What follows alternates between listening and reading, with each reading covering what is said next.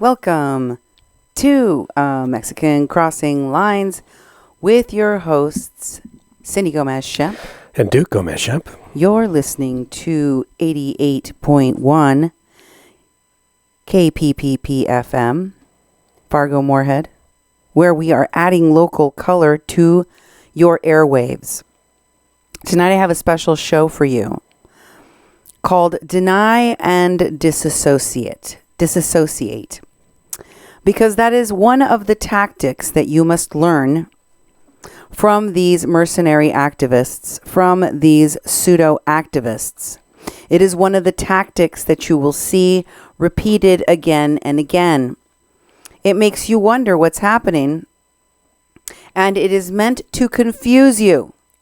It is meant to make you think that the persons involved had good intentions, had no real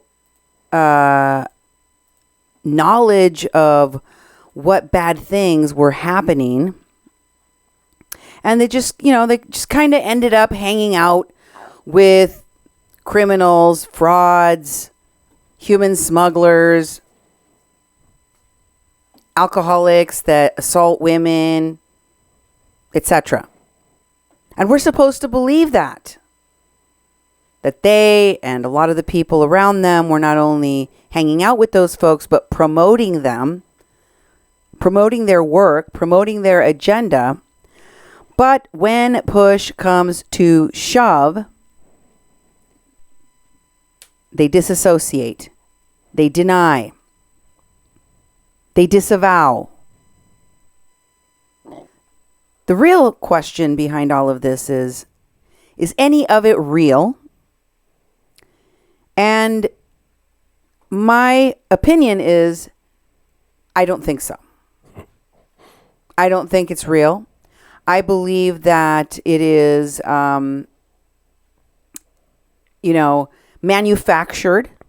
I believe that it is manufactured. In many cases, I think it's fake, like when wrestlers are fighting. And I continue to make wrestling analogies because these people are part of the entertainment world. What they're selling you is entertainment. What they're selling you is that yelling and screaming and fighting each other or pretending to fight each other. That's what they're selling you. Tonight, I'm going to focus on one of the people that was in the article written by Tore Maras-Lindeman that was published on Laura Loomer's page. Her website. On her website, excuse me. Yes. On her website, which talks about Antifa leader Evan K. Duke III, who we also know is the founder of the Border Support Network, and mentions one of the administrators of that page and group named Kiara Horsley. Kiara Janae Horsley, a.k.a. Lilith Sinclair. Okay? And we're going to talk about what she has said publicly since that article dropped. And then we're going to cover some ground and remind everyone what Kiara Horsley, a.k.a. Lilith Sinclair, and her cohorts, including Evan Duke, were doing, have been doing, are doing on both sides of the border. And finally, at the end, I'm going to share with you what part of the Border Support Network is now sharing Paloma for Trump content about our station. Interesting, isn't it? It definitely is. Don't you think it's weird? Yeah, it's weird too. And these folks love to throw people under the bus, And it's like in that first opportunity, they're like, "Oh, have nothing to do with them," and now they're posting stuff about us. They I don't think Lilith Sinclair has actually mentioned us ever. But oh, she has. She's mentioned us. Okay. But what's funny, and they make mention about the radio station host and things like that. Oh yeah, at that place in Fargo or whatever. What's funny to me is that Paloma for Trump pretends that she's a pendeja for Trump and she doesn't know about any of these people. You ask her who Evan Duke is, what? Yeah, I don't know who Evan Duke is. Who's that guy you took a picture with? I don't know. I'm pendeja for Trump. I don't know anything. And these people are the same way. They attacked people in Mexico, but I never saw them going all out after this Paloma for Trump. She ended up being one of the reasons that Maria Mesa got expedited entry into the United States, expedited asylum into the United States. And SiouxZ Desba, Vanessa Dundon, was with the group in Mexico at the Benito Juarez shelter when it was outside on the street, when they were, sleeping in tents in the shelter Viento y Marea. Oh, yeah. When they went to El Barretal, Vanessa was there with Myron Dewey and Evan Duke, and apparently she's a follower of Paloma for Trump. Wow. And now she's sharing her posts about our station. Isn't that weird? Oh, yeah. Isn't that interesting? Definitely. So we'll bring you all of that tonight. But first, I wanted to give you some updates on the work that we have been doing. We've been gone a lot of this week because we were out visiting family, taking a little mini vacay. Yep. And now we're back, and we are raring to go. We did do a small super chat addressing some issues during the time we were gone. And I wanted to thank folks for their support in our work, for sending me information. I have a lot to catch up on. I have a lot of research, but I also have a lot of juicy information you're going to want to hear about in the upcoming shows. Stay tuned for all of that. Duke, how can folks send us information and support our work? Well, definitely. It's good to be back. Good to be back in the studio. We were gone for a few days, and we did one stream in our hotel room and spent time with our family, but took a little time out for work. But it's really good to be back here again, because this is, for me, it's a lot more comfortable, and actually we can run the software and do all the things we need to do to give you a quality show. And also, we've been taking most of our shows, not all of them, ones that have a lot of swear words in them, especially Antifa ones. It's been hard for me to edit to air locally on the radio airwaves, but most of them have gone up, and so we do that. We take the audio and we make them into radio shows, and we edit them. So they're not going to be the entire thing you see right here. It's going to be things that you're going to hear. But I always want to announce to the people driving around in Fargo-Moorhead or anywhere watching this show that you can get hold of us many ways. One way is calling a message line. It's 701-566-0917. 701-566-0917. It's an opportunity to give us a voice message that's recorded. Sometimes we put them on the air, if you don't want it aired, just say so, and we can hear your sweet voice and hear directly from you. And we also, most of the time, get your telephone number, too. That's a great way to request an interview. Yep, and a great way to request an interview and also give us some tidbits. If you'd rather do email, you can email Cindy at kpppfm.com or email me, Duke, at kpppfm.com. Follow us on Facebook at 88.1 FM Fargo-Moorhead, the People's Press Project of Mexi-Can. You can also follow Cindy's public page by searching at Cindy Gomez-Schempp. Now, we also have a website. It's kpppfm.com. We've been putting up our videos that we put up on YouTube. I take each one of these shows from Facebook Live, record them as we present them. Immediately after show, I upload them to YouTube so our YouTube audience can actually see the shows we did on Facebook Live. Go to Duke 1517. It resolves as Duke Gomez-Schempp, but just do Duke 1517 as a channel. It'll take you there. Please subscribe and click the bell so you'll be alerted whenever we put new content up. And then when we go live there, you'll get alerted then too. Also, go to kpppfm.com and look at a Mexican Crossing Lines and see all of our shows. Also, all the other content we have on that website that goes way back to when we first started doing podcasts. Standing Rock, the Kathleen Bennett story, all the Mexican Crossing Line shows we've done for the past 3 years are there. They're searchable by key names, and you can watch shows from the past. Because you know how Facebook is, things get buried. It's really hard to go into someone's profile, at our radio station profile to try to find a video. Go to YouTube and find them there. Also, when you're at kpppfm.com, go to the Donate tab. We're a nonprofit, non-commercial, community-run radio station in Fargo-Moorhead. We're a 501c3 tax-exempt organization. Any donation you make to us is tax-deductible. Right now, we're still raising money for a trip to Tijuana. We're going to be going to Mexico and do some reporting there. And we'd really appreciate the support, and I appreciate all the support that people have given us to this point. We need just a little bit more to be able to afford to eat, every once in a while, but mainly it's the travel. The travel is the biggest thing. We can raise money and take our own money for this trip, but any amount you give us will help us. We're getting some new technology that we can actually do live streams from there and actually do presentations, so you can be on the ground in Tijuana. We're going to meet up with Oscar El Blue. Look forward to it. We haven't seen him since April. I want to see that guy again, spend some time with him. He's got plenty of information, plenty of places to go. He's going to probably run us ragged when we're there. So I'd appreciate if you would support us. Go to kpppfm.com/donate and do what you can to help us get there. Thank you. Folks, this is going to be a great show. Buckle up. Yep. Do you remember that last week, Duke, Tore Maras-Lindeman published an article with my investigative work in the article on Laura Loomer's page. Mm-hmm. A page which I told you gets millions of viewers. Well, it did get back to Lilith Sinclair that this article was out. And you might be surprised at her reaction. This was what she posted on her page on August 30th. That would have been, 6 days ago. Friday. Yeah.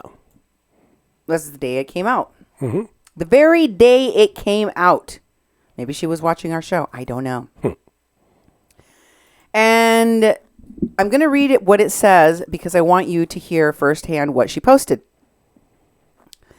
There are screenshots of my profile in this article. Notice she links to the lauraloomer.us article titled Tulsi Gabbard's Platform as Confusing as Leftists Identifying Their Gender in 2019. Okay? That is an article that I shared with you. She addresses the content of the article and links to it. And it is not my imagination. She is sharing Laura Loomer for people to read. Mm-hmm. She wants you to know what everyone now knows about Evan Duke. And she's sharing the article for the content. She's sharing my content. She's sharing Laura Loomer's content. And she is sharing Tore Maras-Lindeman's article to her left-wing Democrat friends. That's who she's sharing. Antifa friends. Mm-hmm. And she says, I want this to be a reminder of two very important public service announcements. One, my profile is largely public. I've been a popular doxing target of multiple people on the right, and unfortunately the left sometimes too. I intentionally use I think she was writing that parenthetical just for me. Yeah. Because I was one of the people on the left that continued to follow the activities of activists that came out of Standing Rock. And although she wasn't one of them, she will talk about shortly here in some clips I'm going to share with you what kept her from going to Standing Rock, because she was supposed to go. She was going to go. And she says that her friends list is private and only visible to her, but you can engage with all of her posts publicly. And she warns her friends to consider this when commenting or interacting with any of her posts because they're public posts. So she also tells people, if you choose to be my friend and you don't want to comment on anything and you never comment, I get it. I'm not going to be mad at you. But this is the juicy part. Number 2 is the part that's really important. Because remember, the title of the article is about Tulsi Gabbard. But the investigative work contained therein about Antifa and one of its founder, leader people in Portland, the founder of the Border Support Network, Evan K. Duke, is what really touched her. It's what really got to her. She says, in all caps, I do not have any further communication or affiliation with Evan Duke. Our moderator is telling us we're having a little bit of issues with people listening and viewing the live stream. Is there any packet lossage? Nope, everything looks good on my end. Looks good. You might need to go out and come back in. We have no issues on our end. Everything is smooth. Mm-hmm. So hopefully everyone else is good. So she disavows Evan Duke. And then this is the astonishing part. She says, I spent nearly 6 months working alongside him because people vouched for him. And he was able to weaponize his quote-unquote experience and years in the movement to present himself as a trustworthy comrade. I, unfortunately, allowed myself to spend 6 months being belittled by him, gaslit, and trying to hold him accountable for his extremely misogynistic behavior, his problems with alcoholism, and the extremely aggressive and verbally abusive behavior he would engage in while drunk. Duke, this is not the first time we have heard that this man was drunk. That's right. I didn't want to make the show too long, but you remember Errol Medicine, one of the people at the camp, put out a video saying that not only was Duke an alcoholic in the past, with a criminal record that involved some of his DUIs and some of his violent assaults. Did that stop Evan Duke from being at the camp or continuing to be one of the organizers for the Border Support Network in Mexico and the United States? Nah, nothing changed. Nothing changed.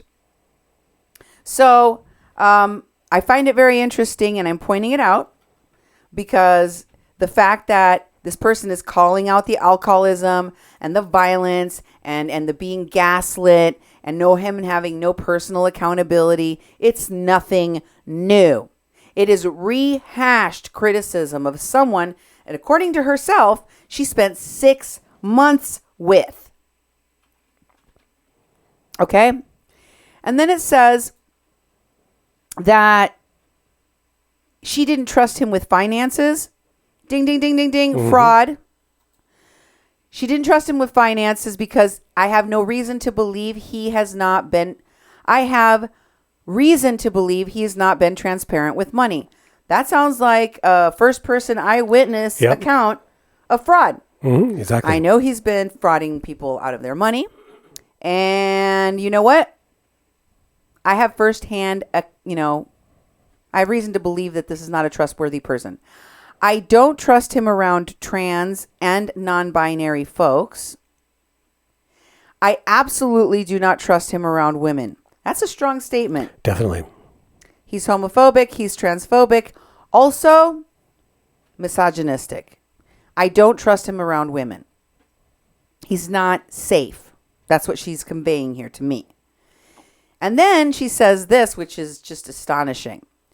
He no longer has anything to do with the Border Support Network or Activism Actually because of his behaviors.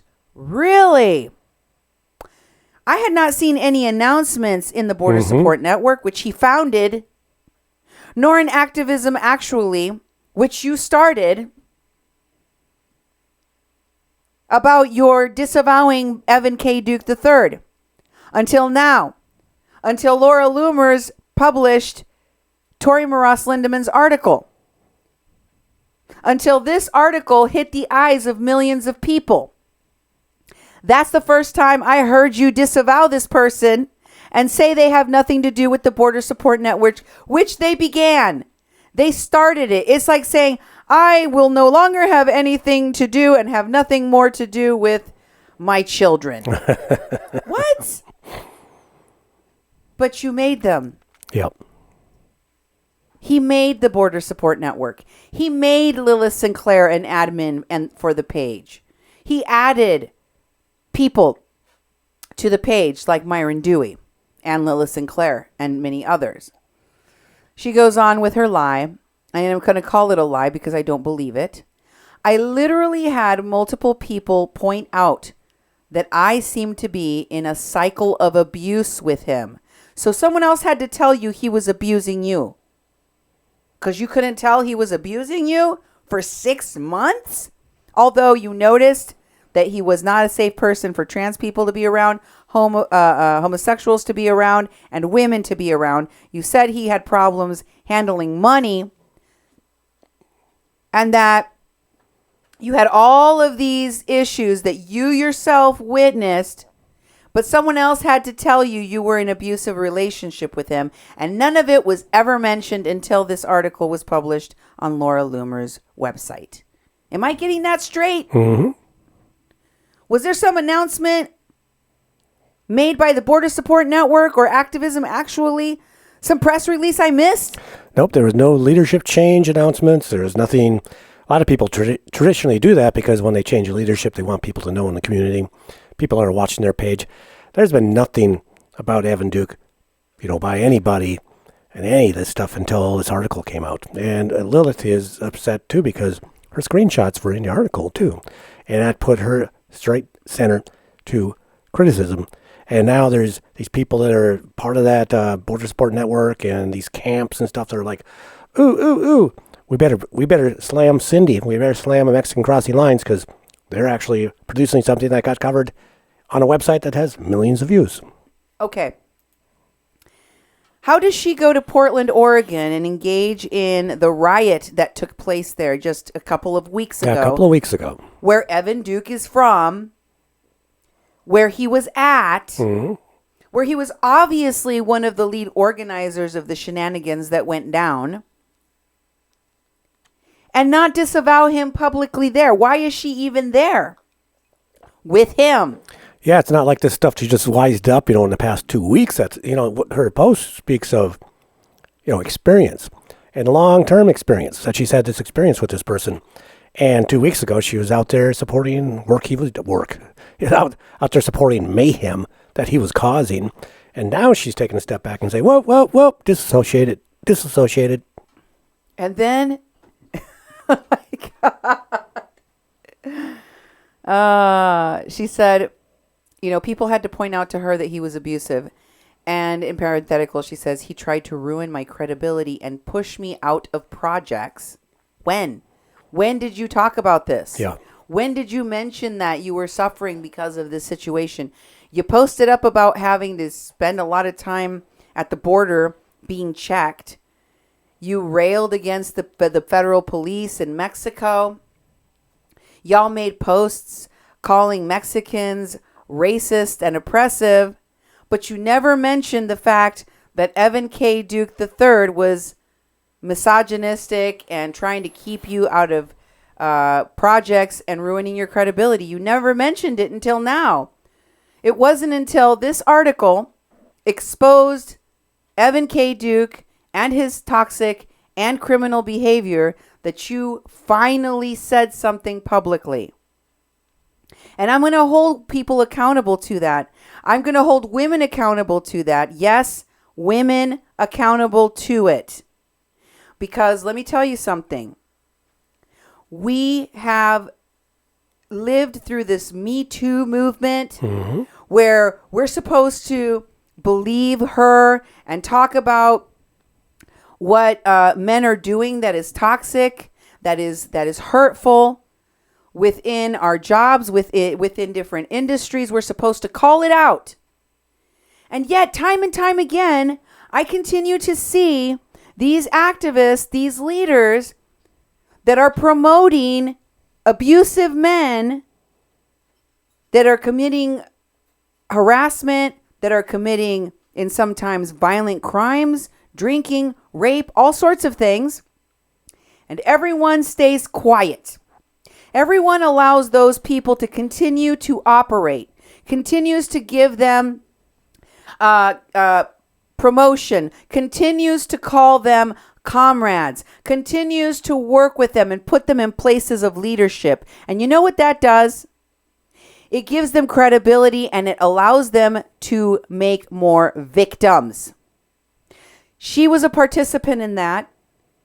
And you need to recognize that for as long as you stayed quiet, you allowed other people to be victimized by Evan K. Duke III. And this little last tidbit here, I think is very important, okay? This little last tidbit is very important. She says, I hate giving articles like this views because, again, she doesn't like the platform that it was published in, which was Laura Loomer. But she says, I believe in radical transparency and accountability. So here's the link. She shares the link. Here it is. Please ask me any questions you like in regard to this. Okay. So let's look through these comments. Some of them are less interesting than others. In the comments of this post, she adds some other context, which I think is very important. Someone named Deborah Norton says, thanks for sharing. And she responds, he's an excellent opportunist. She refers here again to Border Support Network founder Evan K. and Antifa leader Evan K. Duke III. And she says, he is an excellent opportunist. And as per usual, so many leftists don't seem to hold misogynistic men accountable because he, like a few others, tend to encourage the exact type of violence they prefer to subscribe to as the best and or only valid type of praxis. I try not to regret much of my time in the last year because I've had wonderful experiences, but the fact that he's been forced out of projects I had no control of also really speaks to the severity of such issues. So there's another little piece of information she's giving us, Duke, here, which is I had no control over these projects that we were both part of, even though he's the founder of the Border Support Network, guys. Exactly. I just don't buy it. You know, maybe I'm wrong here. Maybe I'm wrong. But I just don't buy it because he started the Border Support Network and they went to so many projects together and he seemed to be an organizer and a leader in all of them. Okay?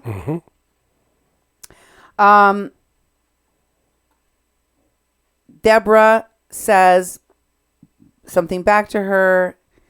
And okay, so there's a little love fest going on back and forth. And then we get to I'm not going to say this right. Saoirse Rose. Saoirse. Oh, how would you say that, Duke? Saoirse. That's Cam McCoy, by the way. Oh, okay. That's Cam McCoy. If you didn't recognize him, I'm going to show you.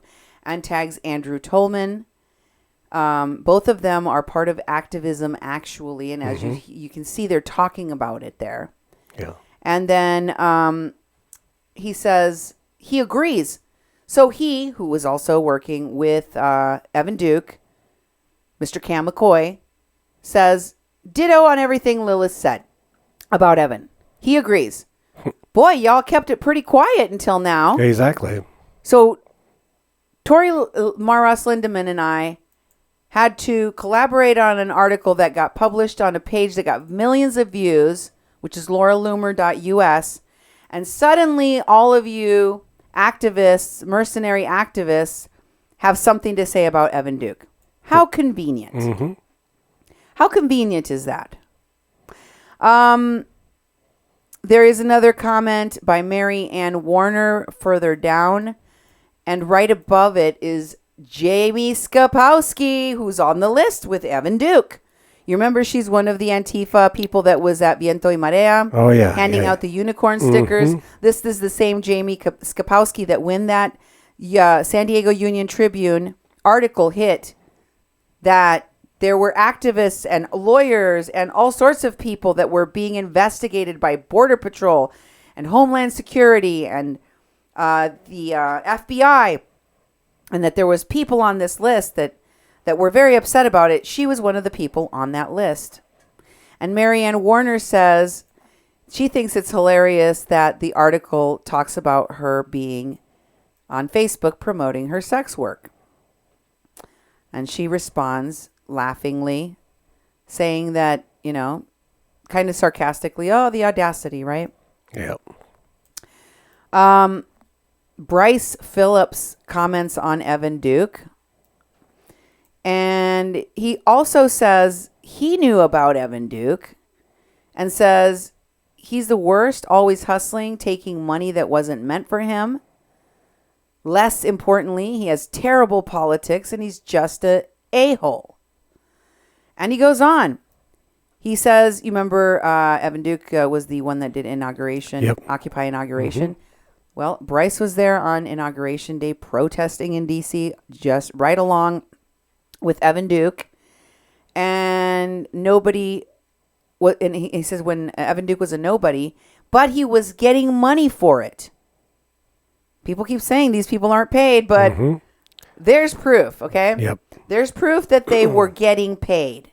These are paid activists, right? Right. He says these kinds of right-wing wannabe feds give him away way too much credit. He's hated back in Seattle. Evan, quote, Nazis are part of the 99%. That's what some Evan Duke said when the Nazis attacked the Occupy camp. So, I don't know. Bryce seems to be on the fence. He says that right-wing wannabe feds give this person, Evan K. Duke, too much credit. He's a monster. He's a misogynist. He's transphobic. He's homophobic. He is fraudulent with money.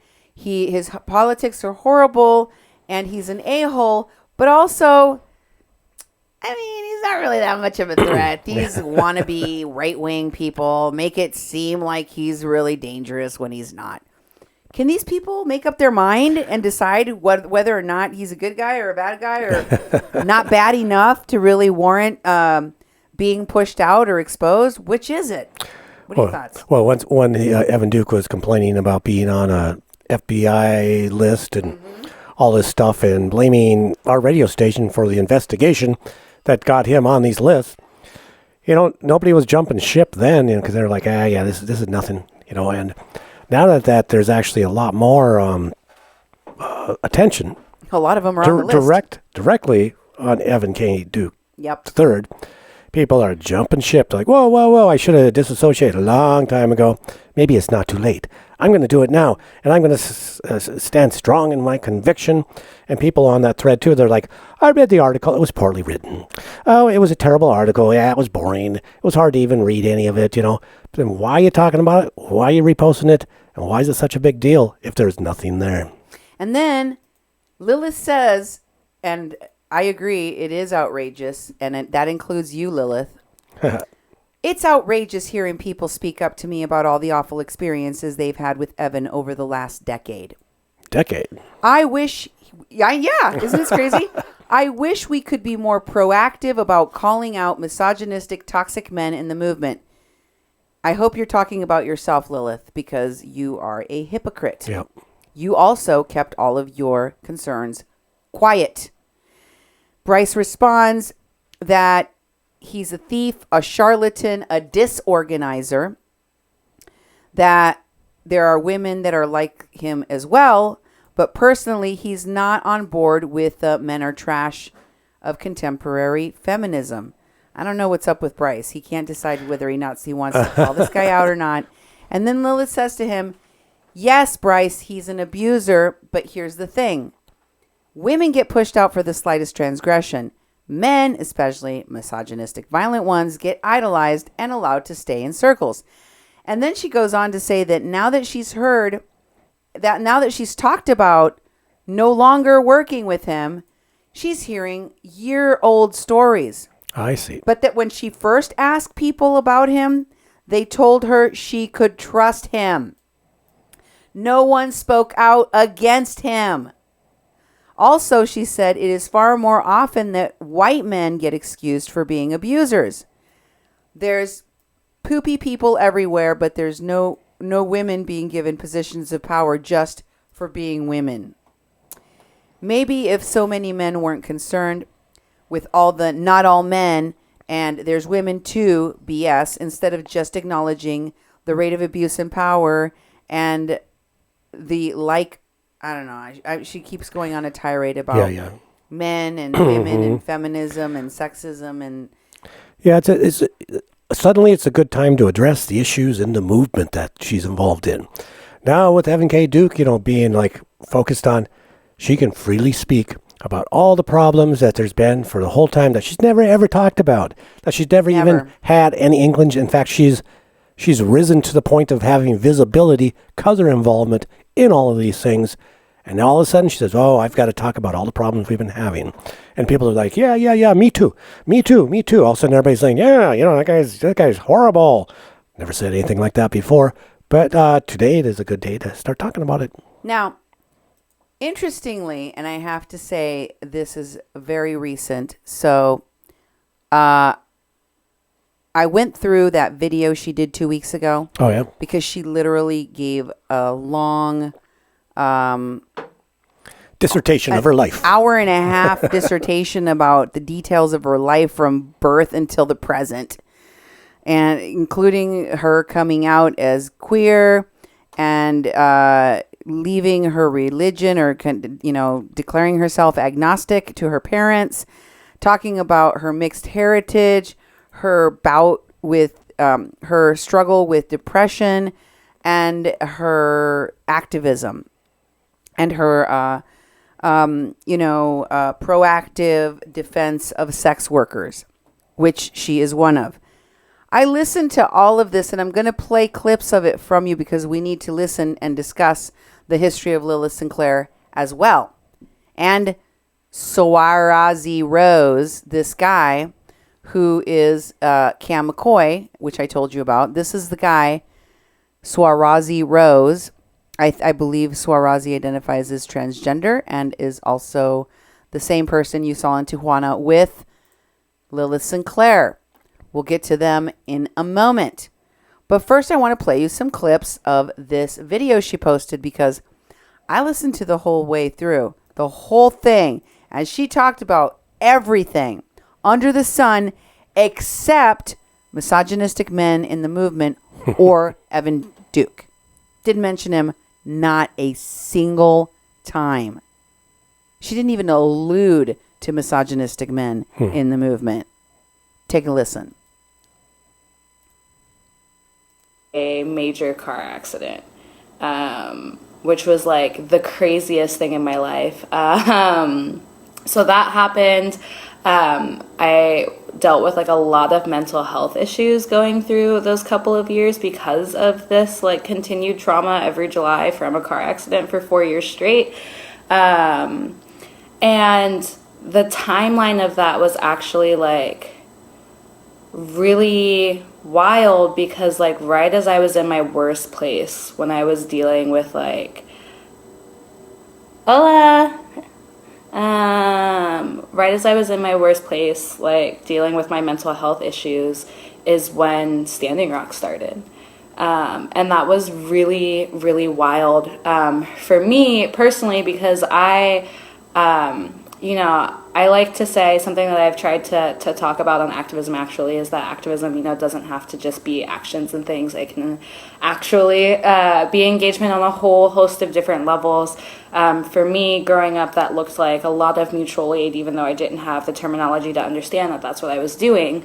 And so that had just always been my point of view. And when Standing Rock happened, I really almost dropped everything and went out there. But I also got like hospitalized for suicidal ideation at that point. And I think my first really big jump into activism work was really having to like assess what my value could be to the movement before I even understood what that meant, but really sitting down with myself and coming up with the understanding that like I had no business going to Standing Rock when I needed to work on myself and be coming from a place where like I was able, not only willing, but also like really truly able to engage on a level that would have been useful and would have been helpful. And so Deanna, I was just talking about you the other day. I was like, yeah, it was this badass woman that I met and like all this shit. Hey. But yeah, it was a lot. Like, having Standing Rock happen right as I was like at my personal worst was really hard for me, because it just felt compounded that like I didn't have the energy or the ability to go do what I wanted to do, which was physically show up and be there. Love you. I love you too. So yeah, that was my first real step into like the movement, is like understanding that like we can't all engage on the same level that we want to at all times. And then after that, like, there's some other things that happened. I was monogamous. I got engaged. Okay. Remember, this is a person who couldn't find the mental stability to engage in Standing Rock, even though they really wanted to. But they had to come to terms with the fact that they didn't have all the marbles to do it. But they did go to Tijuana. This person that just a year prior had been hospitalized due to suicidal ideation decided, you know what I'm going to do? I'm going to go work with vulnerable populations at the border. Mm-hmm. And it gets weirder from here. I just want you to hear what she describes in her own words as her experience, her background, her knowledge. These were people that were coaching migrants, that were keeping the migrants in the streets outside of the Benito Juarez, keeping them from going to El Barretal, interfering with the workings at El Barretal. You heard all of the lies that the people that were migrants were presented with. I showed them here on my show. She was part and parcel of doing that.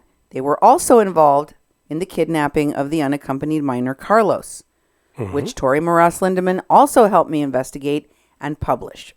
Okay, here's the next clip. And like I'd always had sort of just that respect and fascination for sex workers. So when I moved back to Portland in like 2017, I was like, okay, I'm moving back, and this is my intention. I'm moving back. I'm going to move back, and I'm going to go do sex work. And so I did so much studying because I am a nerd. I did a lot of looking into, hi friend. I did a lot of looking into like what the actualities of sex work were, all the things. And from there it was like, you know what, like this is going to be rough and it's going to be hard, and like choosing to go into sex work and be open about it, because that was something that I had decided from the get-go. I was like, if I'm going to do this, if I'm going to go into sex work, I want to go into sex work in a position of being out about it, and I want to be proud about it, because I am proud that like that was something that I wanted to do and I was choosing to do for myself. But there is still such a huge stigma around sex work, and not even just a stigma, but there's a huge risk around sex work, right? So I wanted to make sure I knew what that looked like and made a serious decision about what I wanted to do with the rest of my life, and understand that like if I chose to go down this path, like I might not be able to work with kids again, because that was something I'd always done. I was a full-time nanny, and I used to work in a daycare, and I had like really been about the childcare life for like years, and outside of that, I thought I wanted to go into physical therapy. That's what I started going to school for originally. And if you get outed as a sex worker, previous or current, that can have really detrimental effects on any, you know, quote unquote professional field. So I really had to do some soul searching and go, okay, yeah, I'm willing to risk never being able to do A, B, C, or D for the opportunity to go into sex work. And it is one of the Best decisions that I've made. Sex work saved my life. That's not to say that, there isn't trauma. It's a very racist career field. There's a lot of racism and bullshit in that field. But all that aside, it still was the choice that I decided to make and the choice that was best for me as an individual. And one of the plus sides of going through trauma and coming out on the other side is you learn a lot of coping methods. And so I felt well armed with the coping methods that I had to deal with all of the trauma. Yeah, I literally was telling someone yesterday was Friday. Yesterday I was at an Indigenous and POC organizing sort of first interest meeting to create a Indigenous and POC only coalition of activists and organizing minded people in Portland. And someone was asking me about sex work there, and I was like, okay, look, here's the real deal. Portland's the worst city in, I would say, the country to be brown and trying to do sex work. It's rough. So yeah, I could talk about that for a while if people are interested. And also, if anyone literally has any questions, I'm just sort of fucking rambling right now. No, you're so good, Q. It's all good. I'm just sitting here fucking rambling, just telling my life story on Facebook Live on the Saturday night, because why the fuck not? So you good. But yeah, Yeah, I'm just rambling about, I'm a full service sex worker, and I spent my whole life working with children, and I was like, do I want to risk being able to work with children? Sure, why not? And you know what? It's the best decision I've ever made. Being a prostitute saved my life. That's what she just said. I know. Did you hear her say it? I heard that too, and I'm like, the pathology and decision making, and her boasting about this is good, and that's okay. That's okay, but she's also trying to be an activist, and she has this lack of street cred because she didn't make it to Standing Rock, and she's got to make up for that, and the stuff in, this she's in a mental hospital. So she shows up in Tijuana, and kidnaps a child, hanging out with Evan K. Duke, Myron Dewey. Suddenly she's involved with all these groups, and it's but this is what she's focusing on when she's doing her heart-to-heart with anyone that would be willing to listen. I submit to you, I have run into many sex workers at Standing Rock, since Standing Rock, many of them openly vocal about it, like Lilith Sinclair. Many of them that are quiet about it, but show all of the characteristics of a sex worker. You know who I'm talking about? And the reason is because she's going to tell you in a minute, sex workers have the disposable income and the free time to be activists. No joke. Yep. No joke. But would you want Lilith Sinclair caring for an unaccompanied minor? Do you want Lilith Sinclair dealing with vulnerable migrants in Mexico or anywhere? No. I would say no. Hell to the no. Mm-hmm. But that doesn't stop her. It doesn't stop Evan Duke. She has her own questionable background.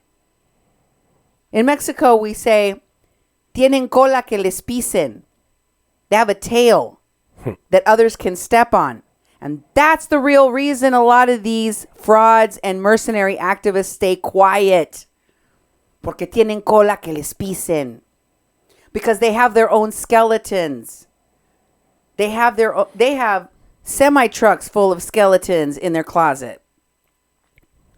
And that is what keeps them from doing normal things instead of being sex worker activists, Mm-hmm. That's what really keeps them from doing normal jobs. Now, listen to this next clip and listen for yourself what the priorities of this person are. And I started doing like stripping, the more conventional Portland form of sex work. And after a little bit of stripping, I realized that honestly, like, I wanted to go into full service sex work, which is the preferred terminology for what would be previously called prostitution. It's still called prostitution, but there is such negative stigma attached to the word prostitution and the idea of like what a prostitute is. There are a lot of efforts in the sex worker community to really have people acknowledge that sex work is work.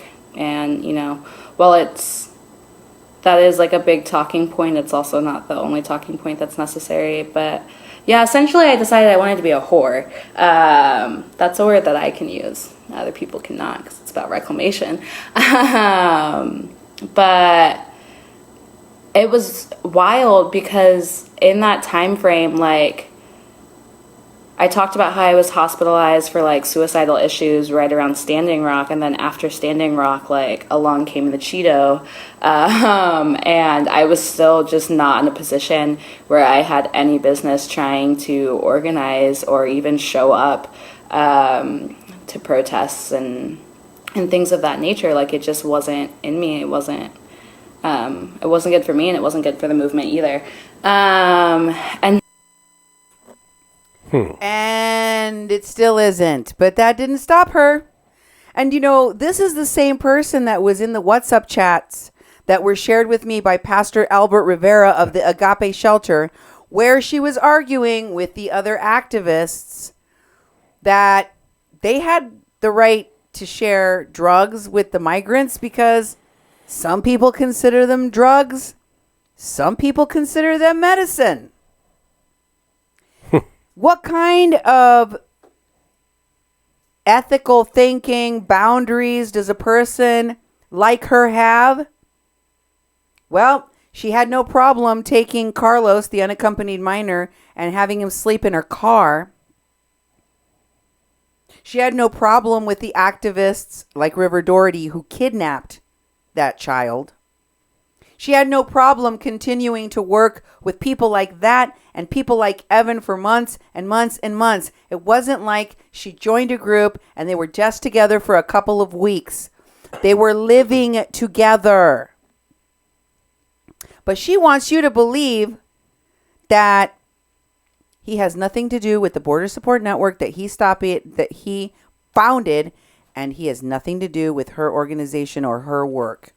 And by the way, he's a horrible, terrible, no good human being, and she has nothing to do with him anymore. She always knew he was a bad guy. Do you believe that? No, I don't believe not at all. Not at all. I think she's sorry that he got caught and that he got called out on a very large platform, and that everyone now knows that he is a POS. Yep. And so I think she's thinking people are going to look to her and go, you are too, because you worked with him, you promoted him, you helped him. So she needs to deny and disassociate. Yep. She needs to break ties. She needs to burn bridges. She needs to walk away like he just took a big dump in the middle of the room and pretend she has nothing to do with that anymore. This is a tactic. Let me remind you the title of the show, Deny and Disassociate. When you can no longer explain what you have been doing and who you have been doing it with, deny, deny, deny. Let's listen to the next clip, please. Rooftops about how awful this bill passing was going to be. And not only sex workers, like most, I want to say real quick that like there is a very large and important distinction between sex workers and sex trafficking victims. There are no sex trafficking victims who are sex workers. They're consensual sex workers, and they're people who have been sex trafficked.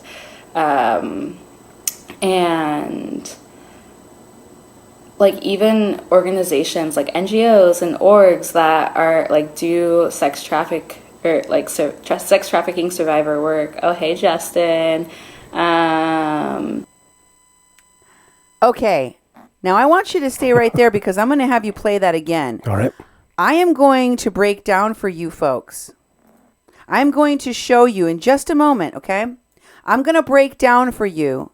Not only does she work with criminals and frauds like Evan Duke, not only was she okay with working with kidnappers of unaccompanied minors like River Doherty, not only is she okay with working with people in the Border Support Network that supply drugs to the caravan members, she doesn't care about victims of human or sex trafficking. Listen to her words, because I'm going to show you the people she's been working with, in addition to those I've already shown you, a refresher, a reminder that leads right back to the smugglers of Pueblos Sin Fronteras that are trafficking people, that are trafficking children, that are smuggling people, and that are involved in the sex trafficking trade. So let's be very clear. When she's advocating for the sex workers and says, let me just be clear, there are no victims of sex trafficking. Where? In your infantile mind, in your fantasy world, there's no victims? Because you literally were working with the people that victimize people and traffic them sexually. You were literally in Mexico working with them. And now you're going to sit there and make a video about how there are no victims. Listen to her words. Rooftops about how awful this bill passing was going to be. And not only sex workers, like most, I want to say real quick that like there is a very large and important distinction between sex workers and sex trafficking victims. There are no sex trafficking victims who are sex workers. They're consensual sex workers, and they're people who have been sex trafficked. And like even organizations like NGOs and orgs that are like do sex traffic or like sex trafficking survivor work. Oh, hey, Justin. Wow. I think flippant, dude. Yeah, I think she made a little mistake there, a little slip. In the organizations that do sex trafficking, sex trafficking work, that is, and it's like, whoa, wait a minute. I thought she was going to go into revealing some things right there, and I think she actually was. Well, what it reveals to me is the hypocrisy behind these pseudo-activists, these mercenary activists. Why would she ever be in favor of a crackdown on these organizations like Pueblo Sin Fronteras, Al Otro Lado, No More Deaths, the Border Angels, Border Liberation Front, Border Support Network, and so many others I have been documenting now for probably a year or longer? Why would she be in favor of a crackdown that would DNA check the children that are coming over our border to make sure they're not being trafficked? Why would she be in favor of a process that ensured that children and women were safe and that they were not being exploited by human smugglers and sex traffickers? It doesn't seem to fit the agenda of the work she and her life, of her work and her life. It doesn't suit her. It goes against what she is. Listen to this next clip. Thank you, Nick, so much. That's very sweet. But yeah, so I did both of those things for a while, and then I made sure I could pay all my bills just doing stripping, which I was able to do, so I quit. I got my soul back on return from Starbucks and quit that job. And I was just doing sex work up until like the child separation really started ramping up and like going wild. And I was feeling really helpless. I was feeling really frustrated. I was doing education and not advocacy, because I wasn't really advocating specifically for anyone at that point, but signal boosting, I guess, would be the right word, like just trying to spread awareness about that and encourage people to do what they could. I didn't know what I could do besides that, so that was my contribution at that point. And then actually my friend whose house I'm at right now, I was up in Washington the day that Occupy ISPDX started. And the day after Occupy ISPDX started, this friend whose house I'm in shot me like a text message with the flyer, and she's like hardly involved at all, and I was just like, wow, I haven't even seen this. Where did you see this?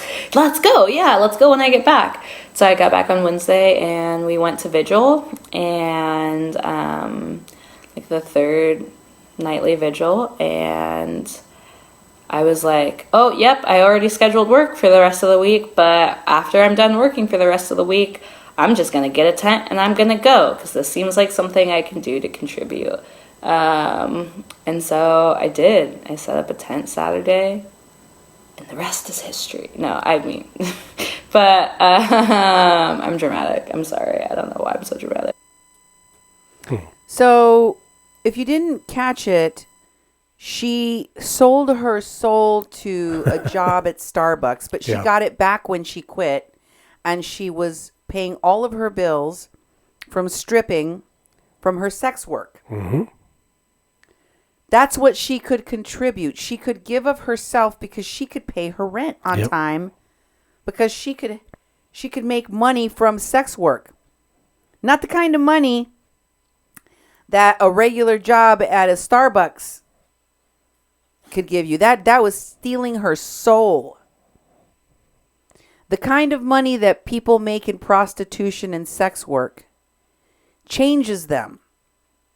Changes them in a way that makes it very hard for them to go back to a regular life. Earning a paycheck and working 9 to 5 or a similar schedule like the rest of us.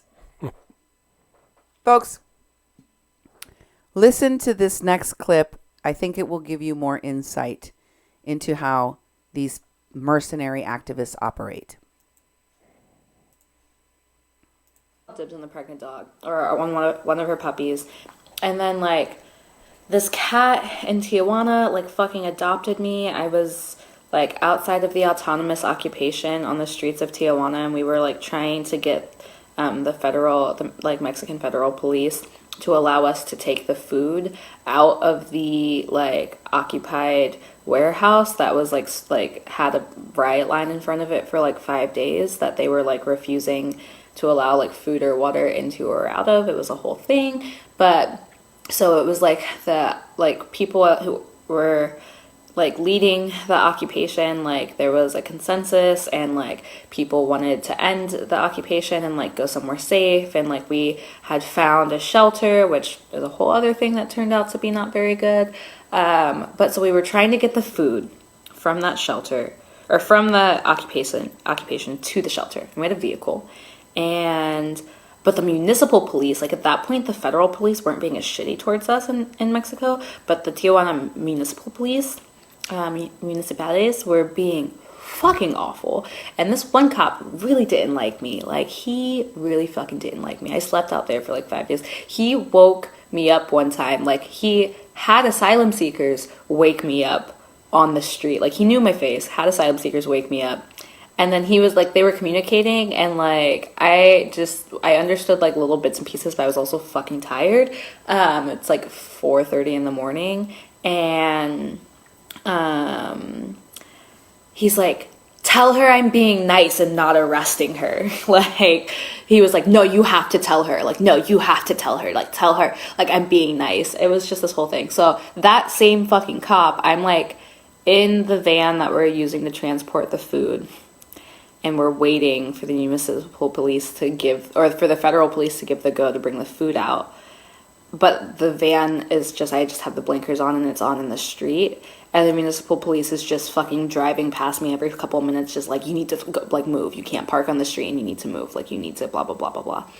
And I kept going like, just wait, like talk to the federal police. Like they're letting us do this. Like it's fine. Like, and we just kept going back and forth every time he would come through. And then finally I was like, fuck, I'm going to get fucking arrested if I don't move this fucking vehicle. So I move the car and I go park it like across the road. And I walk back over. And then, of course, it's been like 15 or like 20 minutes of me sitting there and arguing with the municipal police. And then I park the car. I walk back over. A minute and a half after I walk back over, they're bringing the food out. And they're like, no, where's the car? We got to go.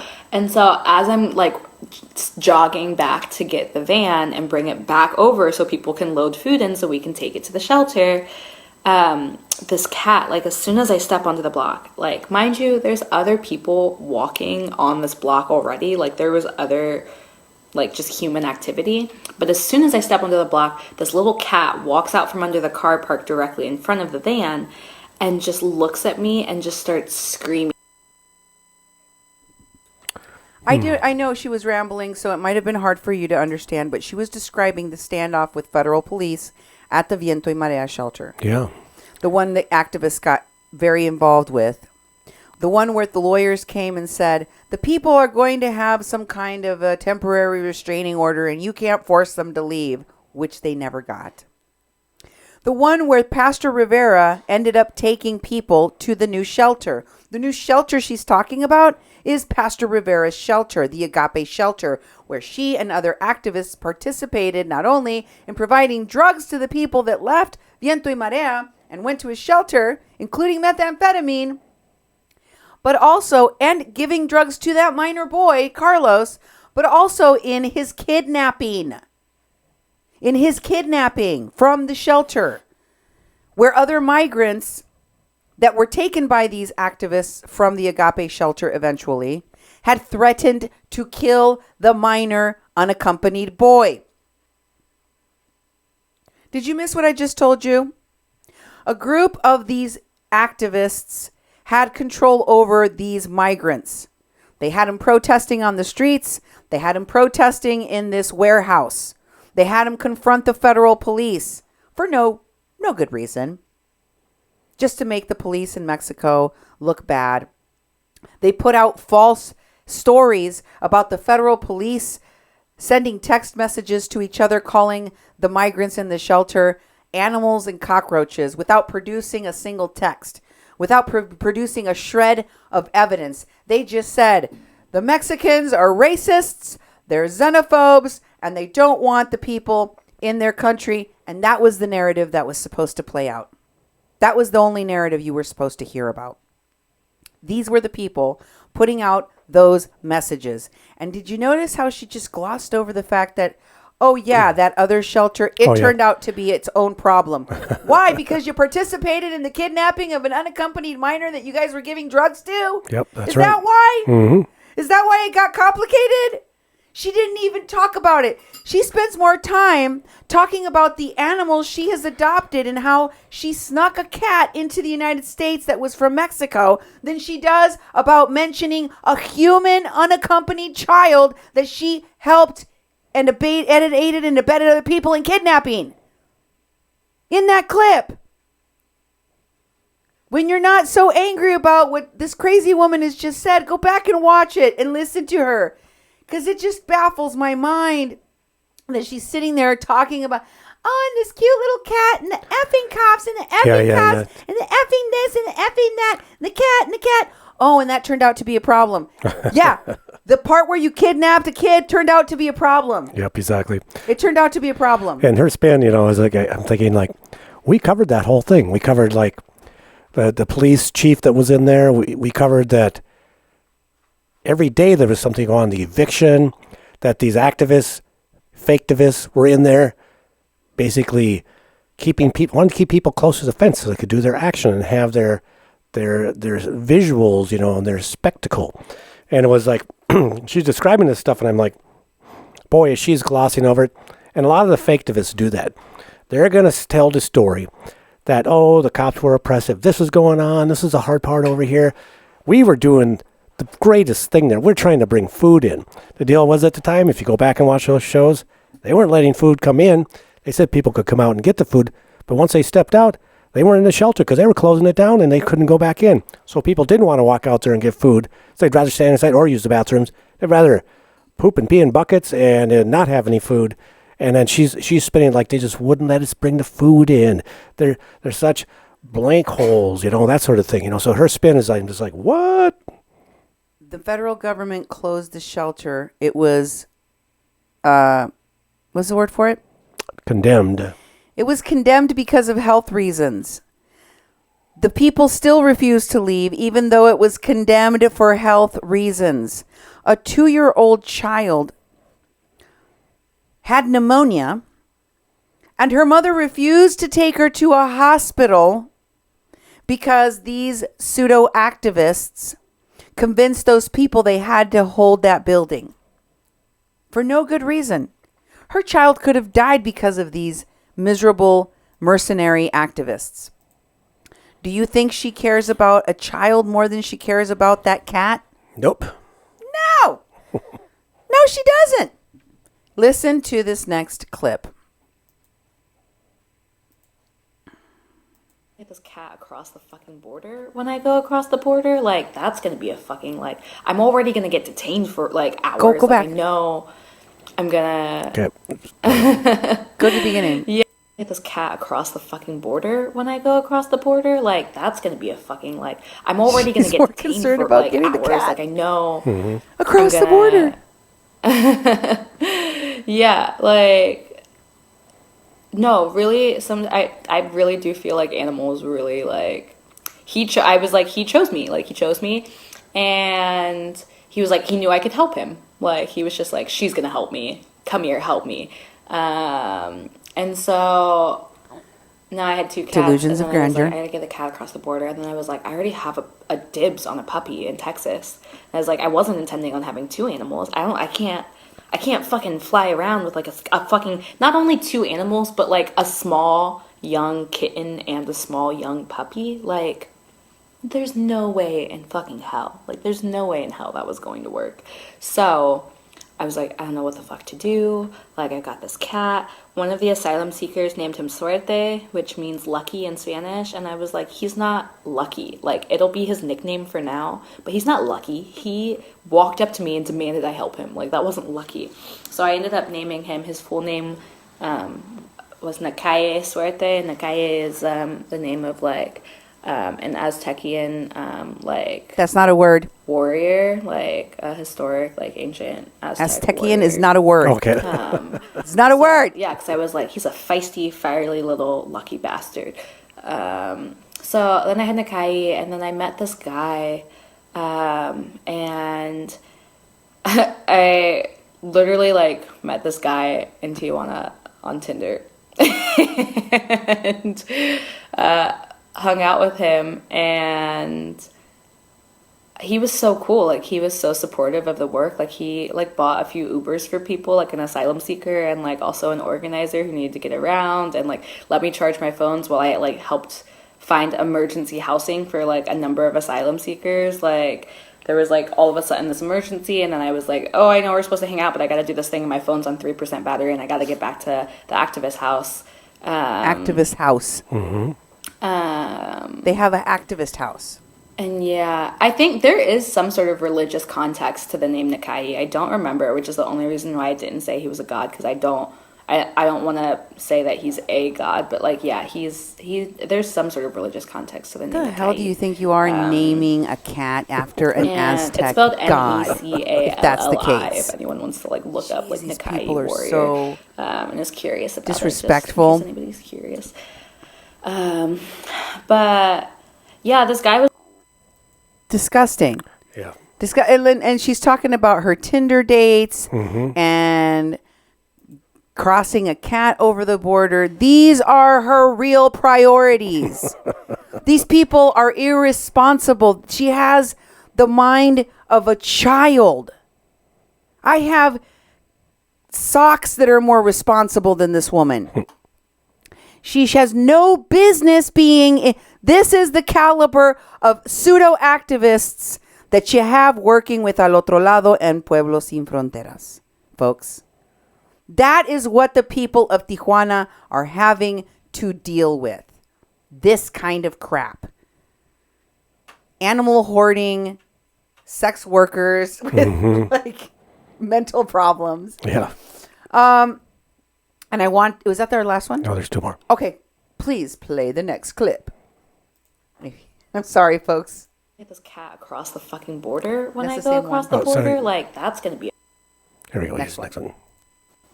more accurately. Bobby's somebody that I met doing the indigenous work that I was just talking about on the front lines at Bobby Indigenous Mason Leonard. encampments.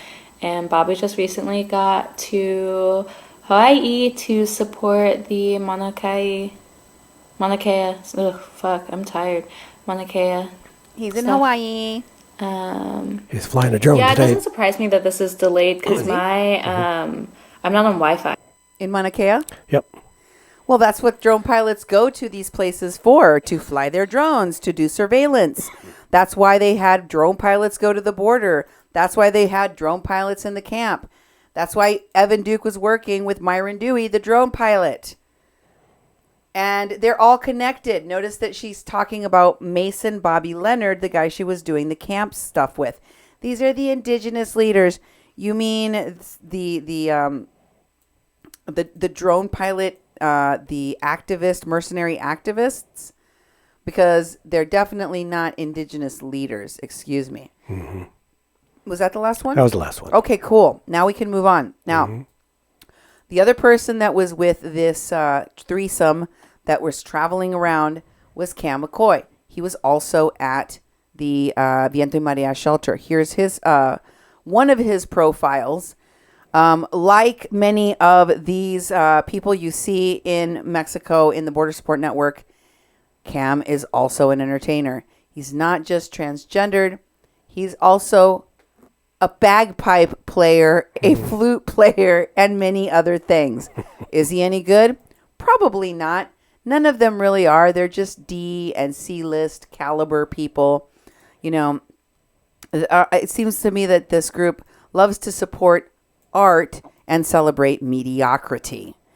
And let's not forget that they are not just involved as friends together. They were also admins on the Border Support Network page. Here are the Border Support Network admins and moderators. And you can see there's Wiaka Eagleman, Errol Medicine, Dwayne Redwater. Those are the quote-unquote indigenous leaders. And there's Lilith Sinclair. And if you keep going further, you'll see that there's Evan Duke. Oh, yeah. He was always part of this group, of the inner circle. And Andrew Tolman posted on Activism Actually that this group of people that are tagged at the bottom, Cam McCoy, Lilith Sinclair, and Evan Duke, are being promoted by the page. So could you read this one, Duke? Yes. By Andrew Tolman. Andrew Tolman shared a post. Hi, everyone. My name is Andrew. I'm a sign language interpreter in Oregon. I was involved in Occupy ICE, PDX, and have been actively part of the community since. I am unable to make it to the border in person, but will be offering my services remotely as much as possible. The revolution must be accessible so we can all enjoy the new world we are creating. Somos uno. Somos uno. We are one. We are one. Earlier today, our comrade Cam did a live stream from San Ysidro showing the situation at the border crossing near Tijuana. This is an ASL interpreted video of that live stream for the deaf and hard of hearing members of our community that use American Sign Language. If you or someone you know is interested in helping with the interpretation or translation services, please do not hesitate to reach out to us. Note, please bear with the quality as this was our first attempt at something like this. Better quality to come. Do you remember Cam McCoy and Evan Duke at the border in San Ysidro? Yeah. Who else was with them? Myron Dewey. Yep. Don't forget, it was Myron Dewey. Here's Activism Actually posting current events, current articles. This one from The Guardian, just August 31st. One of their last posts that you can find on their page. What is the title there? Molotov cocktail thrown into U.S. Citizenship and Immigration Office. So an act of terrorism occurred, And what did Activism Actually have to say about that act of terrorism along with this post at the top there? Oh, yes. A true comrade. Great. They're celebrating that someone threw a Molotov cocktail into a government agency Called him a where true people are naturalized as citizens and given given papers. Crazy. Yeah. And in this post by Lilith Sinclair, you see her tagging once again Cam McCoy and Activism Actually. She says they're moving to Tijuana. That they're living in Tijuana together. And that they have huge plans to close, to treat, and to shelter people. Wow. That she's going to learn Spanish. And she is promoting both Activism Actually and the Asylum Seekers Support Network. Both places where they frequently posted. Yep. And of course, activism. Lilith also talked about Cam McCoy being bilingual. This is his post or her post about Cam being a bilingual activist, and here they are outside of that Viento y Marea shelter. Oh yeah. That was condemned because of health reasons, at which they kept people fighting with the federal police. You remember that? He was one of the bilingual people who was doing a less than stellar job of translating what the federal police were saying. Yeah. And of course, they were also involved when finally the migrants went to the government shelter of El Barretal. They were messing things up over there too. Activism Actually posted that they were currently at the Barretal working with members of the Exodus, because remember, they went from being a caravan to being called members of the Exodus. Yes, that's right. Like they wanted to give it a biblical name. And they called it Pueblo Exodo. Yeah, and yes. Jesse Sandoval started yes. a page for them. Oh, that's right. Remember that nonsense? I sure do, yeah. Okay. And here he says what they're talking about. Again, they're talking crap about the police in Mexico. They hate the police. They hate the government.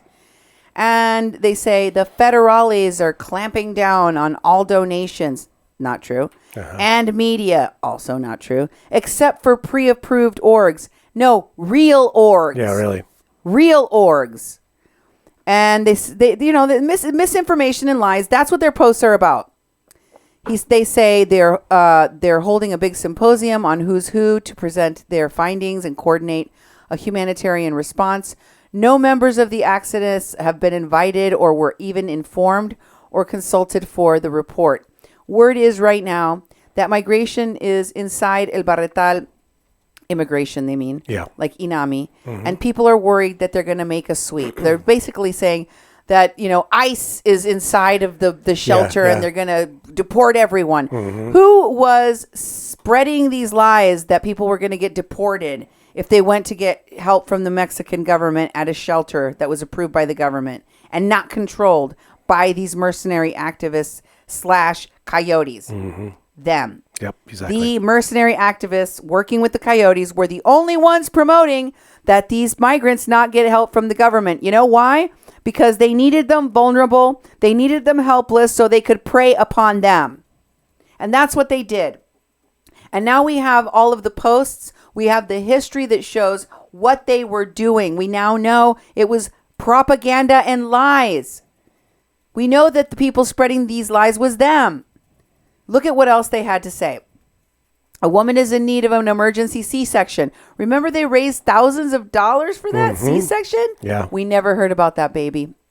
Government doctors are denying she exists. They also said that the government of Mexico was denying people medical care, even though they were providing it for free.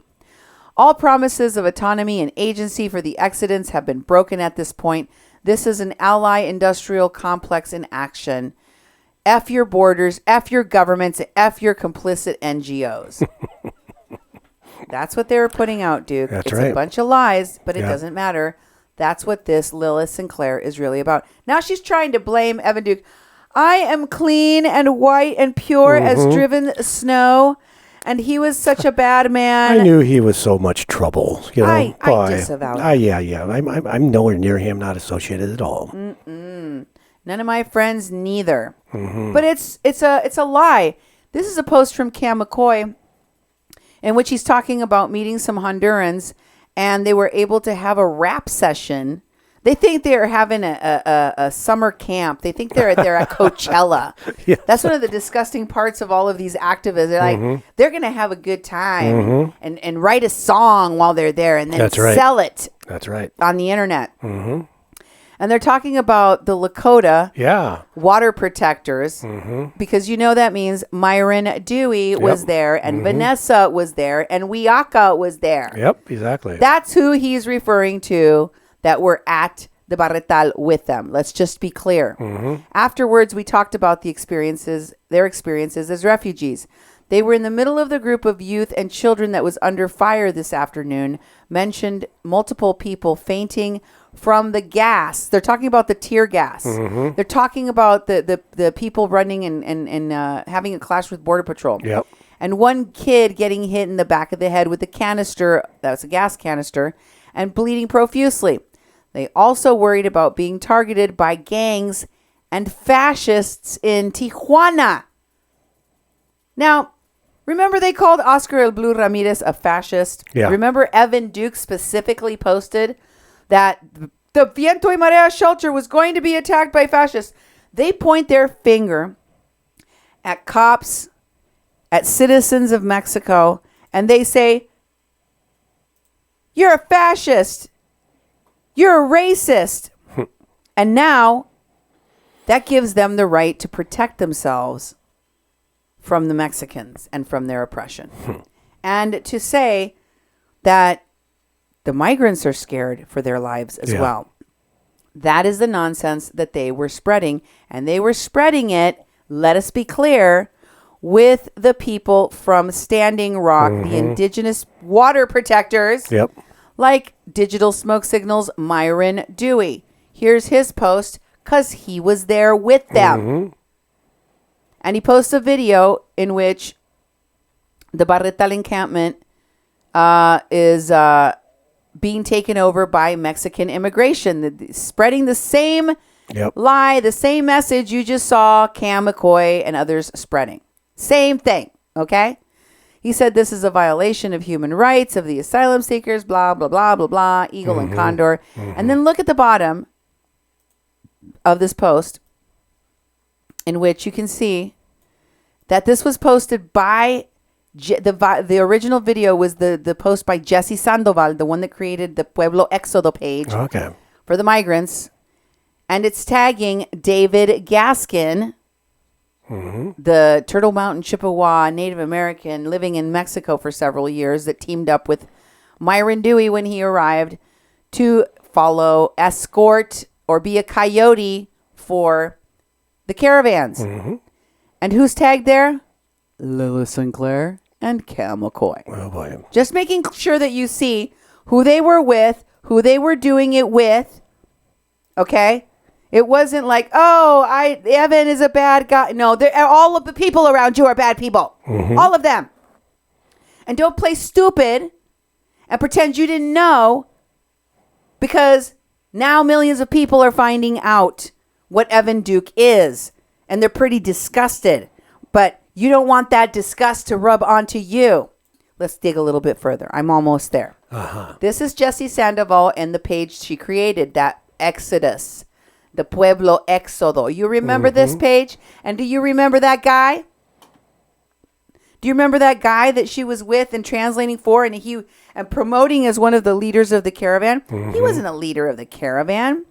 He was a worker, a coyote for Pueblos Sin Fronteras.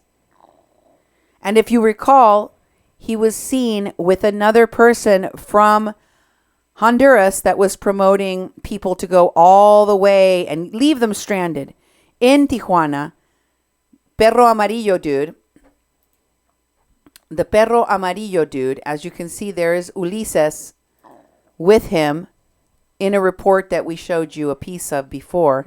And you may also recall when Univision did an interview with several of the accused smugglers right after I came back from Mexico. Right after Duke and I went to that shelter in Mexico, And we showcased that the smugglers working with Al Otro Lado were not giving legal support to the migrants there. We're giving false information and false hope to the migrants there. And then, of course, I get back and I find out, guess what? Univision has just done a puff piece on all of these smugglers, questioning, is it true? Are you really a smuggler, Edie now? And he's like, no, I swear on my mother's grave. But she's not dead, Edie now.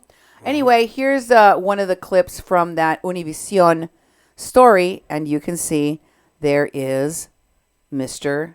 Ulises Ortiz, the smuggler, who was supposedly worked as a human rights activist back in Honduras, if you can believe that.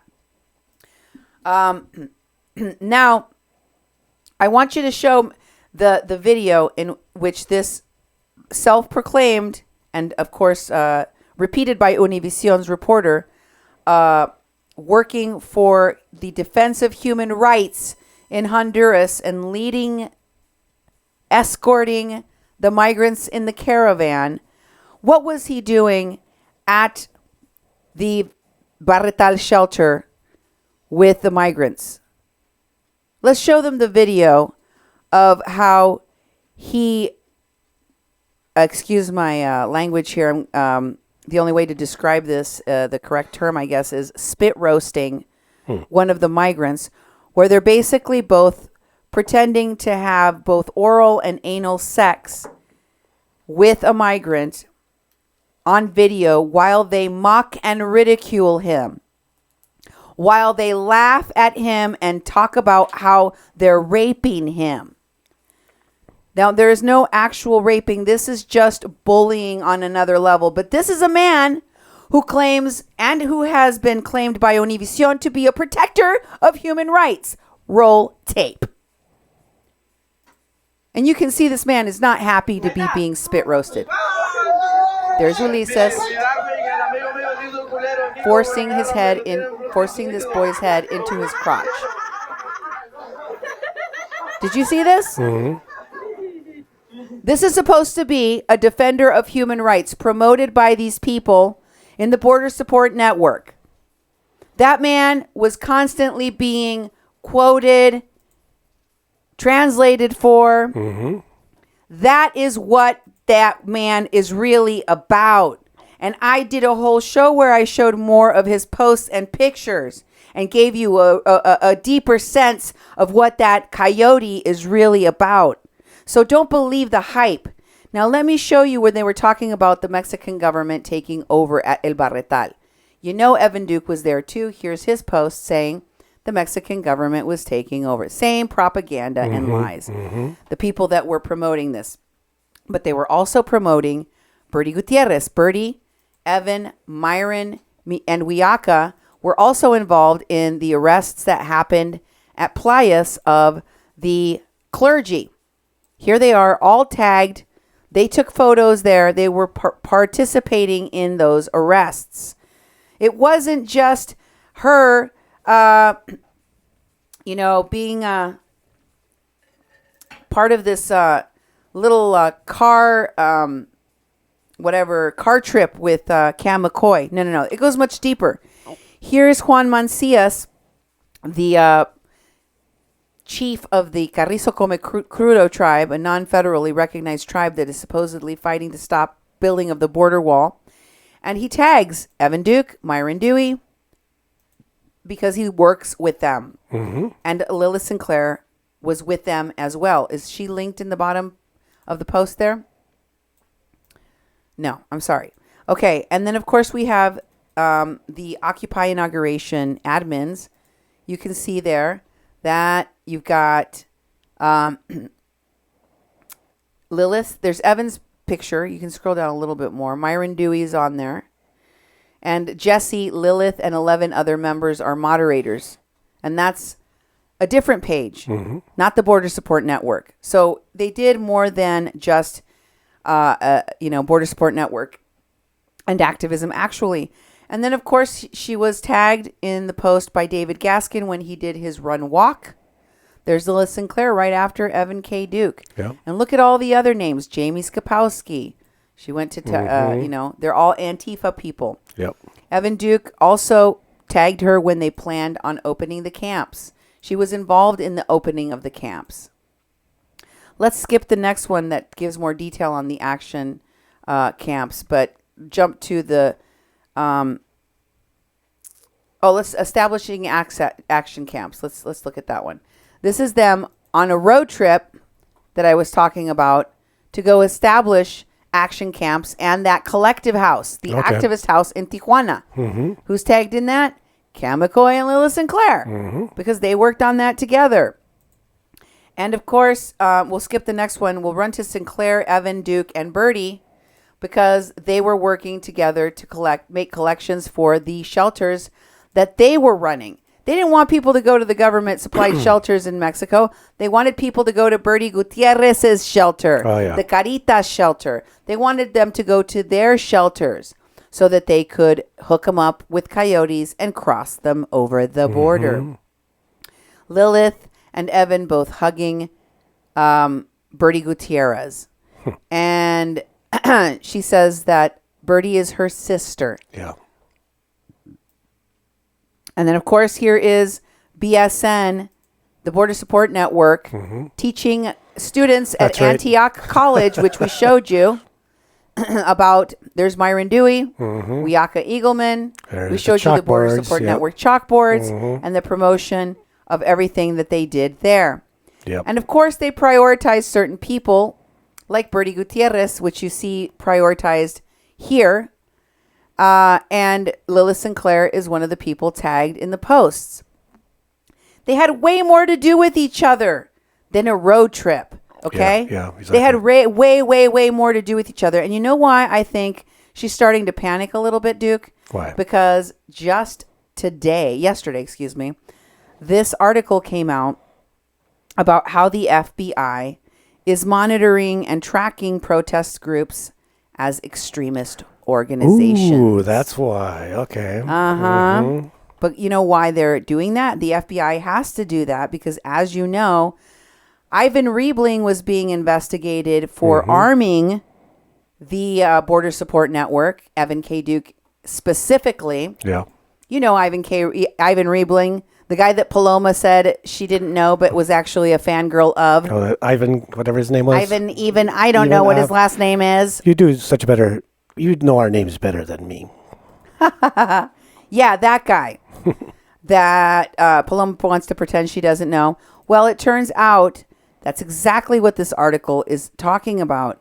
It says that in the note obtained by Yahoo News, which was produced by the FBI office in Phoenix and sent to other law enforcement and government agencies, it said there are indications these groups are increasingly arming themselves and using lethal force to further their goals. Wow. This is very concerning, Duke, because we've heard them talking about weapons. How many times have we shown that? And it says that, now the government is classifying legitimate government opposition and legally protected speech as violent extremism or domestic terrorism. And while the, argument back and forth still rages on about whether or not Antifa should be classified as a terrorist group or not, the fact remains that there is intelligence that these groups are arming themselves, Duke. Yes. Let me share with you an excerpt from this article. Mike German, a former FBI special agent and fellow at New York University, wrote an extensive article about surveillance of activists. He's quoted in here, and it says that for several years after 9/11, the FBI called environmental activists the #1 domestic terror threat, even though there wasn't a single homicide related to environmental terrorism. But according to this article, there were trainings that took place in Arizona, Duke. And the FBI intelligence note described this border protest activity as coming from anarchist extremists. I think we know we're talking about Evan Duke and his group. I think so. Though it specified the analysis was written by FBI's Phoenix office and not necessarily reflective of the Bureau's perspective, the note showed that, at least in Arizona, the Bureau was tracking border support groups and labeling them as a source of potential violence. The note also provided indications of how U.S. law enforcement agencies during the Department of Homeland Security, especially the Department of Homeland Security, were tracking border protests. FBI Phoenix assesses anarchist extremists, AEs for short, very likely are increasingly the targeting of the U.S. government, law enforcement personnel, and facilities along the Arizona border, increasing the risk of armed conflict.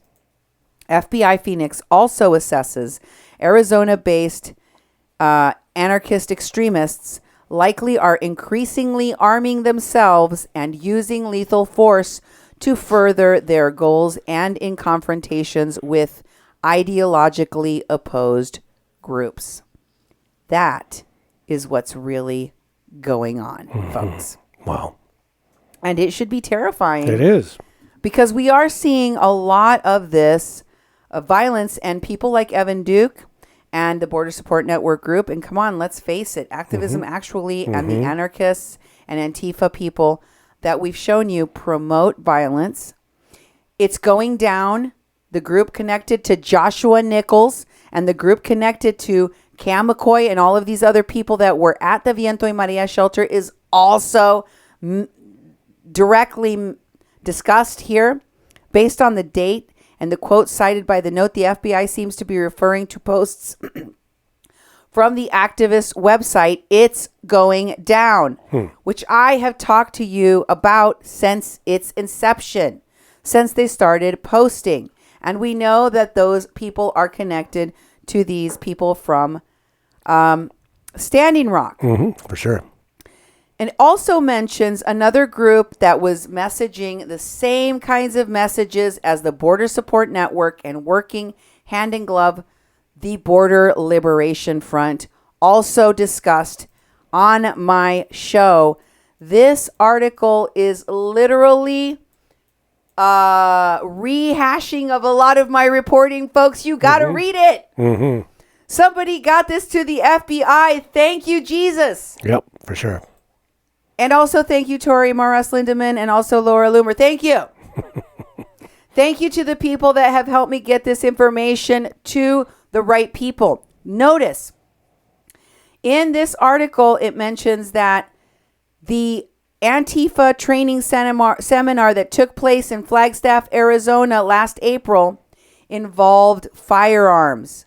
The trainers had firearms on display. Among them, there were Duke AR-15s, AR-47s, and handguns. Wow. Where did they get them? Exactly. Ivan Riebling? I don't know. I'm just saying. Okay? I'm just saying. I have been talking about this for a very long time. Finally, people are putting all of this together. Check this article out for yourselves, folks. It is coming to a head, and I think that is why people are denying and disassociating and running for the hills. But I'm not going to let you forget what they did. Right. I'm not going to let you forget what they're involved in. Occupy inauguration has disappeared.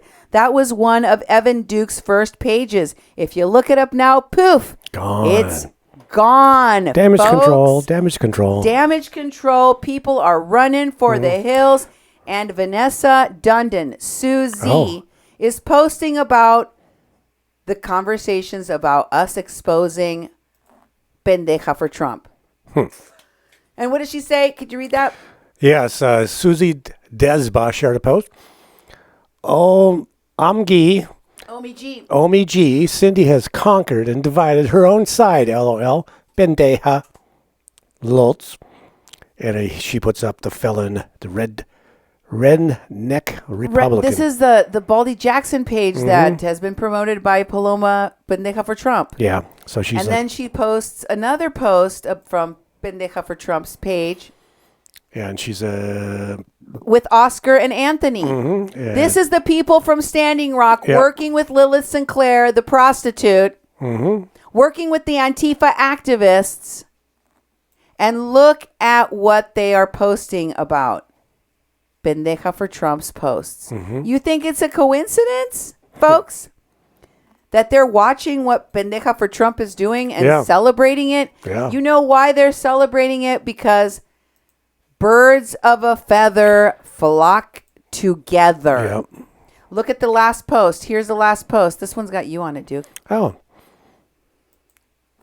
And she's shared a live video. Lulz Danning. Wells Fargo Moron Radio. I don't know where she gets the Wells from. That's a bank. Because we're supposed to be funded by the pipeline and Wells Oh, Fargo. okay. You Wells didn't know Fargo Moron Radio. Fighting with Paloma for Trump. Who would have thunk? Who would have thunk? They Thought they'd be friends. thought they would be friends. No. That's more your speed. Why are you sharing her stuff? Yeah, really. We're exposing her for the fraud that she is. Okay. You are reposting her content. Things that make you go, Folks, that is all I have for tonight. But don't worry. We never tire of exposing the frauds here on A Mexican Crossing Lines with your host, Cindy Gomez-Schempp. And Duke Gomez-Schempp. You've been listening to 88.1 FM, KPPPLP Fargo Moorhead, where we are adding local color to your airwaves. Keep it tuned here. Thank you and good night.